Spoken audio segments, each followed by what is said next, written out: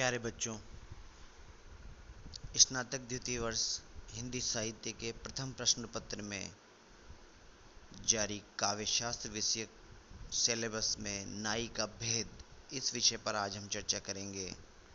परीक्षा में बहुत ज़्यादा पूछे जाने वाला यह प्रश्न है। 5वें नंबर पर जो व्याकरण काव्यशास्त्र के प्रश्न हैं उनमें टिप्पणी के रूप में या कभी बड़े प्रश्न के रूप में नाई का भेद पर प्रश्न किया जाता है। आज इस वीडियो में हम उसी नाई का भेद की चर्चा करेंगे। हिंदी रीति काव्य में जो काव्य लिखा गया उसमें विभिन्न प्रकार की नायिकाओं का वर्णन हुआ। प्रत्येक नायिका अलग अलग स्वभाव से, अलग अलग प्रकार से सामने आई। इसी काव्य में नायिका के चरित्र और व्यवहार के आधार पर आलोचकों और आचार्यों ने नायिका के विभिन्न भेद स्थापित किए। हिंदी काव्य शास्त्र में नायिका भेद बहुत ज़्यादा चर्चा में रहा। सबसे ज़्यादा नायिका भेद जो सर्वमान्य नायिका भेद था वह सामाजिक संबंधों के आधार पर नायिका भेद था। आज हम सामाजिक संबंधों के आधार पर जो नायिका के अलग अलग प्रकार हैं उनके बारे में चर्चा करेंगे। सबसे पहले हमें जानना चाहिए नायिका। नायिका का सामान्य अर्थ है नायक की पत्नी या प्रिया। हिंदी नाट्य शास्त्र के अर्थ में नाटक की जो प्रधान पात्री है वह नायिका कहलाती है, तथा काव्य शास्त्र में अगर हम कहें तो श्रृंगार रस का जो आलंबन है वह नायिका है। मतिराम नायिका की परिभाषा देते हुए कहते हैं कि उपजत जाहि बिलोकी के चित्त बीच रस भाव, ताहि बखानत नायिका जे प्रवीण कविराय। यानी जिसको देख कर के चित्त के बीच में प्रेम भाव उत्पन्न होता है, प्रवीण कवि उसे ही नायिका के रूप में बखान करते हैं। अब हम नायिका के भेद के बाबत बात करेंगे। सामाजिक संबंधों के आधार पर यदि हम देखें तो नायिका के 3 भेद किए गए हैं। पहला स्वकीय नायिका, दूसरा परकीय नायिका और तीसरा सामान्य नायिका। सबसे ज़्यादा प्रचलन में सामाजिक संबंधों के आधार पर ही भेद रहा है। इसलिए परीक्षा में नायिका भेद पर उत्तर लिखते समय सामाजिक संबंधों के आधार पर जो 3 भेद है उन्हें ही वर्णित छात्र को करना चाहिए। अब हम प्रत्येक भेद की चर्चा करते हैं, पृथक पृथक चर्चा। नायिका का पहला रूप जो हिंदी रीति काव्य में है वह है स्वकीय नायिका। जो नायिका अपने पति या स्वामी पर ही अनुरक्त होती है वह स्वकीय नायिका कहलाती है। स्वामी के प्रति विवाहित स्त्री की मन, वचन तथा कर्म से पूर्ण अनुरक्ति ही स्वकीय भाव है। देव इसकी परिभाषा देते हुए कहते हैं कि जाके तन मन वचन करी निज नायक सो प्रीत, विमुख सदा पर पुरुष सो स्वकीय की प्रीति। यानी जो अपने तन मन और वचन से अपने नायक से प्रेम करती है तथा जो स्त्री सदैव पर पुरुष से विमुख रहती है वही स्वकीय नायिका का प्रेम माना जाता है। स्वकीय नायिका एक अर्थ में गृहस्थ अर्थ में है।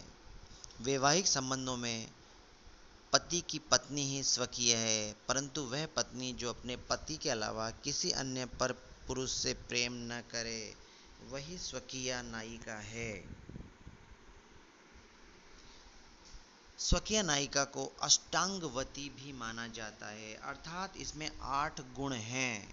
पहला रूप, दूसरा गुण, तीसरा शील, चौथा प्रेम, 5वां कुल, छठा वैभव और भूषण। इन 8 गुणों से युक्त नायिका अष्टांगवती स्वकीय होती है। वय के आधार पर स्वकीय नायिका के 3 भेद किए जाते हैं।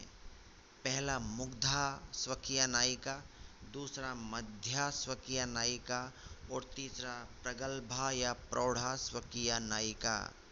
यह भेद वय के आधार पर किए गए हैं, नायिका की उम्र के आधार पर।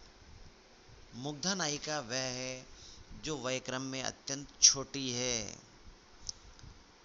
मध्या नायिका वह है जो वयक्रम में थोड़ी बड़ी है और जो प्रेम के संबंध में थोड़ा बहुत जानती है। और प्रौढ़ा नायिका वह है जो परिपक्व उम्र की है और प्रेम के संबंधों में सब कुछ जानती है।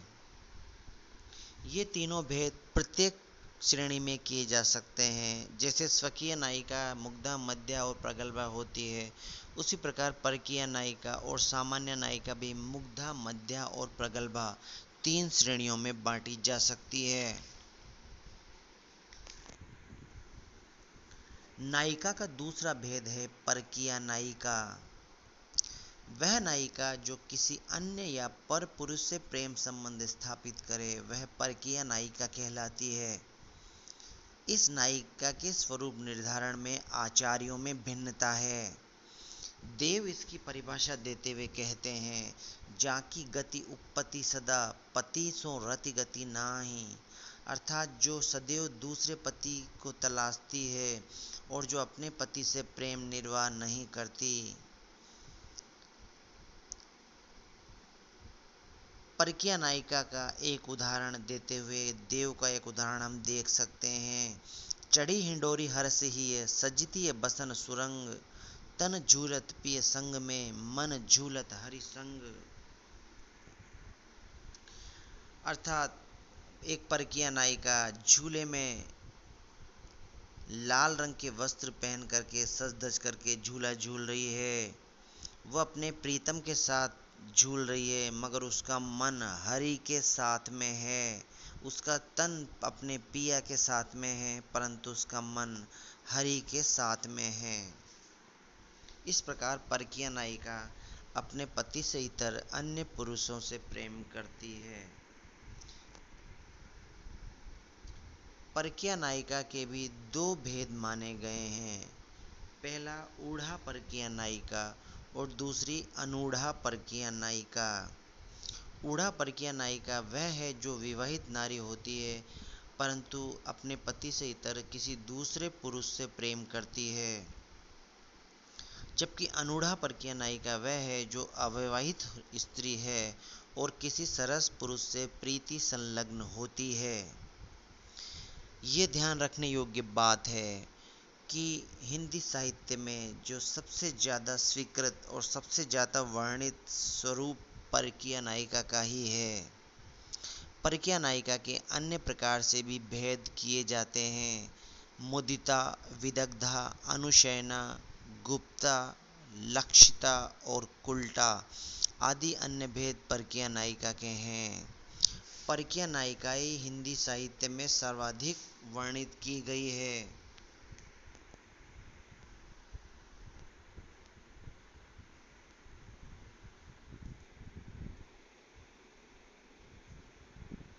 अगला भेद है सामान्य नायिका अथवा गणिका नायिका।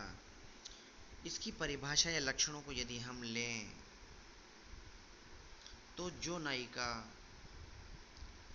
सर्वसाधारण के लिए सुलभ हो और जो केवल धन की आकांक्षा से ही पर पुरुष से प्रेम करने का ढोंग करे, वह सामान्य अथवा गणिका अथवा वेश्या नायिका कहलाती है।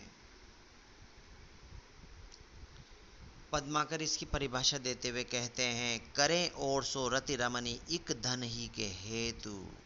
यानी जो रमणी दूसरों से रति क्रीड़ा करती है, परंतु केवल धन के ही कारण।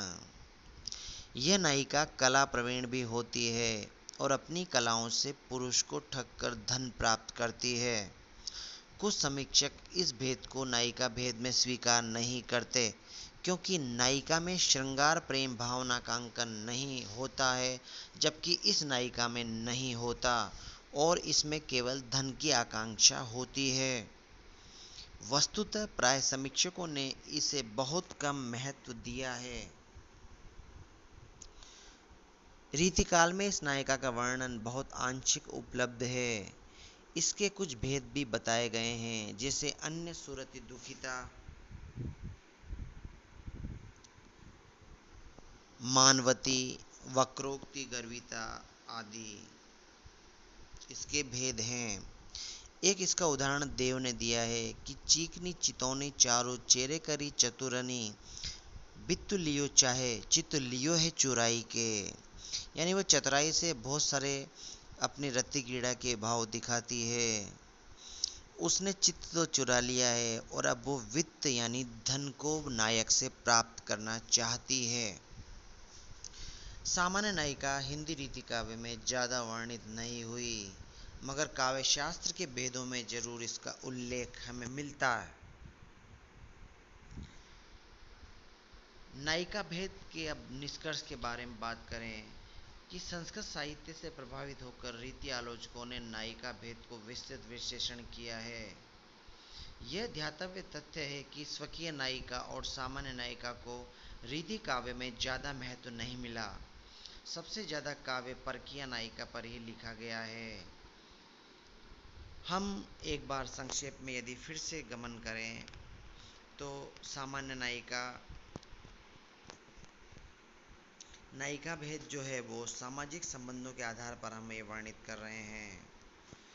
नायिका भेद में सबसे पहले नायिका का परिचय हम देखते हैं।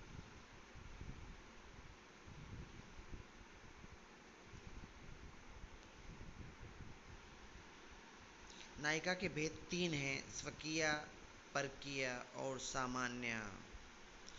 स्वकीय नायिका गृहस्थ जीवन के अंतर्गत आती है और केवल अपने पति से ही प्रेम करने वाली नारी है।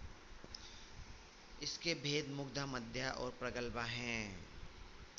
परकीय नायिका वह है जो अपने पति से इतर अन्य पुरुष से प्रेम संबंध स्थापित करती है। इसके भेद ऊढ़ा परकीय नायिका और अनूढ़ा परकीय नायिका है।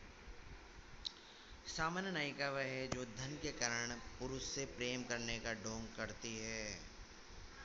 यह नायिका वैसे कला प्रवीण भी होती है और अपनी कलाओं से पुरुष को ठगकर धन प्राप्त करती है।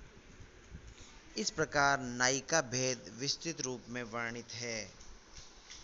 हिंदी काव्य शास्त्र में परकीय नायिका ही सबसे ज़्यादा वर्णित और स्वीकृत है।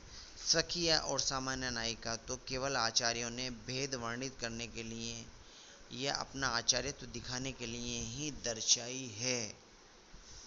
अगले वीडियो में फिर मुलाकात होगी। आज के लिए इतना ही बच्चों, धन्यवाद।